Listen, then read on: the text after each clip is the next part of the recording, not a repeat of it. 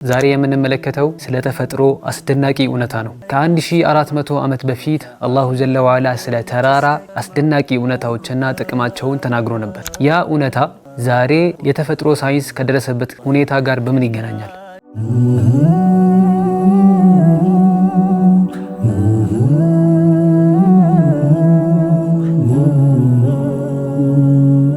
السلام عليكم ورحمة الله وبركاته. يقول الحق سبحانه ألم نجعل الأرض مهادا والجبال أوتادا. ምድርን ምንጣፍ አላደረግንላችሁም? ምድርን ምንጣፍ ተራራዎችንም ደግሞ ካስማዎች አላደረግንላችሁም ይለናል።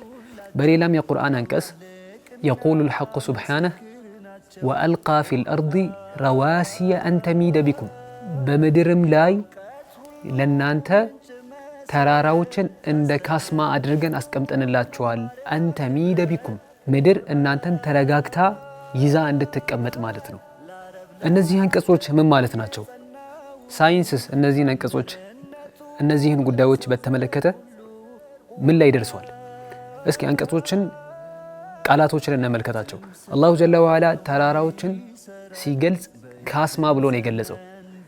ካስማ ሁላችንም እንደምናውቀው ድንኳንን ስንተክል ድንኳን ቦታው ላይ እንዲቆምልን የምንጠቀምባቸው አንዱ ቴክኒክ ነው። እንደሚታወቀው ድንኳን ስንተክል ካስማው ላይ ገመድ ይታሰራል። ካስማውን ወደ መሬት እንቀብሯለን። አንድ እዚህ ጋር ያለው እውነታ ምንድነው? ካስማ ወደ መሬት የምናስገባው ካስማ መሬት ውስጥ ያለው ርዝማኔው ከመሬት በላይ ካለው ርዝመቱ በላይ ረጅም ነው ወይ እጥፍ ሊሆን ይችላል። በአጠቃላይ ምንድነው ይህ ከመሬት በላይ የምናየው የካስማ ፓርት አጭር ነው። ከመሬት በታች ያለው የተቀበረው ደግሞ ከመሬት በላይ ያለውን እጥፉን ነው ማለት ነው። አላሁ ጀለ ወዐላ እንዲህ ብሎ ተራራን የገለጸበት ትልቅ ሳይንሳዊ ተአምር አለ ማለት ነው። ይህን በተመለከተ ከዚህ በፊት የነበሩ ትላልቅ ሙፈሲሮች እነ ኢብኑ ከሲር እነ ኢማም አጠበሪ ሁላቸውም ምን ይላሉ? አላሁ ጀለ ወዐላ ተራራን የፈጠረው ምድር እንዳትወዛወዝ እንዳትናወጥ ነው። ምድር ተረጋግታ እንድትቀመጥ ነው ተራራን የፈጠረው ብሎ ይፈስራሉ። ነገር ግን ተራራ እንደ ካስማ ነው ብሎ አላሁ ጀለ ወዐላ በቁርአን ውስጥ ያለው ንግግር የሆነ ሳይንሳዊ ተአምር አዘል ይሆን? መልሱም አው ነው። እስከ 19ኛው ክፍለ ዘመን አጋማሽ ድረስ ሳይንቲስቶች ተራራን ሲገልጹ ጀስት ሙጀረድ ከምድር በላይ ያለ የሆነ የተሰበሰበ ተራ ድንጋይ ነው ብሎ ነበር የሚያስቡት። በስተመጨረሻ የጂኦሎጂና የዘመናዊ ጂኦሎጂና ፊዚክስ የደረሱበት አንድ ታላቅ እውነታ አለ። ይህም አይሶስታሲ ይባላል። ምንድነው እሱም? ተራራን ስንመለከት ተራራ ልክ እንደ አይስበርግ ነው ይላሉ። ምን ማለት ነው? እሱም አይስበርግ ማለት የበረዶ ግግር ማለት ነው። ባህር ላይ ያለ የበረዶ ግግር። እሱም ባህር ላይ ያለው የበረዶ ግግር ከባህር በላይ ያለው አካሉ 10 በመቶ ነው ይላሉ። ከባህር በታች ያለው እርዝማኔው 90 በመቶ ክፍሉ እዛ ነው ያለው ይላሉ። ከባህር በላይ የምናየው ትልቁ የበረዶ ግግር ምንም አይደለም ማለት ነው። አብዛኛው ክፍሉ 90%ቱ ከባህር በታች ነው ያለው ማለት ነው። ተራራም ልክ እንደዚህ ነው የሚል አመለካከት ነው ማለት ነው አይሶስታሲ። ከምድር በላይ የምናየው በጣም ትንሹ ፓርት ነው። ከምድር በታች ያለው ከምድር በላይ ካለው እጥፍ ነው ይላሉ። ለምሳሌ የኤቨረስት ተራራን እንውሰደው። የዓለማችን ትልቁ ረጅሙ ተራራ ማለት ነው። ከባህር በላይ ያለው ከባህር ጠለል በላይ ያለው ቁመቱ 9 ኪሎ ሜትር ነው። በሚገርም ሁኔታ ከባህር በታች ያለው ቁመቱ ወደ ታች ከ60 እስከ 70 ኪሎ ሜትር ይረዝማል ይላሉ። ልብ በሉ፣ ይህ ከምድር በላይ የምናየው ምንም አይደለም ማለት ነው። ከምድር በታች በጣም አስደናቂ ቁመት አለው ማለት ነው ተራራ። ሌላው አስደናቂው የቁርአን ቃል አንተ ሚደ ቢኩም የሚለው ነው። እንድትረጋጋ ወይም እንዳትወዛወዝ የሚለው ነው።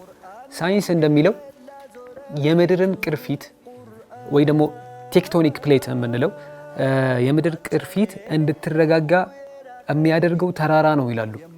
ምድር በራሷ ዙሪያ ስትሽከረከር እንዳትወዛወዝ ተረጋግታ እንድትዞር እንድትሽከረከር የሚያደርገው ተራራ ነው። ምድር በራሷ ዙሪያ የምታደርገውን መሽከርከር ተረጋግቶ በተረጋጋ ሁኔታ እንድትሽከረከር የሚያደርገው ተራራ ነው። ተራራ ልክ እንደ ባላንሲንግ ዌይት ነው የሚጠቅመው ማለት ነው። እዛ ፕሮሰስ ላይ ልክ ጎማ ሲሽከረከር በተሻለ ሁኔታና ምንም አይነት አደጋ እንዳይፈጠር ስራውን እንዲሰራ ሊድ ዌይት እንደምናደርግበት ተራራም ሲሽከረከር ምድርም ስትሽከረከር ተራራ ከምድር በታች ያለውን ፈሳሽ ከምድር ከቴክቶኒክ ፕሌት ጋር በማገናኘት ቀለል ባለ ሁኔታና ሳትወዛወዝ ሳትሽከረከር ሳትወዛወዝ ሳትናወጥ እንድትሽከረከር በጣም ትልቅ ሚና ይጫወታል ማለት ነው። ውድ ተመልካቾች እንግዲህ አስተውሉ። ነቢዩ ሙሐመድ ሰለላሁ ዐለይሂ ወሰለም በነበሩበት ዘመን ስለ ቴክቶኒክ ፕሌት፣ ስለ የምድር ቅርፊት፣ ስለ የተራራ ሩቶች፣ በአጠቃላይ ስለ ጂኦሎጂ ምንም አይነት ሂንት ባልነበረበት ቁርአን ተራራን በዚህ ሳይንሳዊ ቃል ካስማ ተረጋግታ እንድትሽከረከር የሚሉ ቃላቶችን ሲጠቀም ምን ልናስብ እንችላለን? በእርግጠኝነት ይህንን ጉዳይ ስናይ ወደ ሁለት ነገር ያመራናል። የመጀመሪያው ይህ ቁርአን የሰው ንግግር እንዳልሆነና የአላህ ንግግር እንደሆነ እንረዳለን። ሁለተኛው የአላሁ ጀለ ወዐላ እዝነትን እንረዳበታለን። አስቡት፣ ተራራ ባይኖር ምን አይነት ህይወት ልንኖር እንደምንችል። ምድር በራሷ ዛቢያ ስትሽከረከር ብትናወጥ ብትርገበገብ እንዴት ህይወት ልትቀጥል ትችላለች? የአላሁ ጀለ ወዐላን እዝነት እንረዳበታለን ማለት ነው። በስተመጨረሻ ከሳይንስ ሳንወጣ ተራራን ስትመለከቱ አንድ መውሰድ ያለባችሁን የህይወት ሌሰን እነግራችኋለሁ። እሱ ምንድነው? success needs a foundation። ስኬት መሰረትን ይጠይቃል። አንድ ሙእሚን ተራራን ሲያይ መውሰድ ያለበት ትልቁ ትምህርት ነው።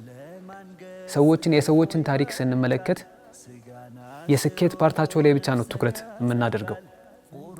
ልክ ተራራን ስንመለከት የተራራን ጫፍ እንደምናየው ማለት ነው።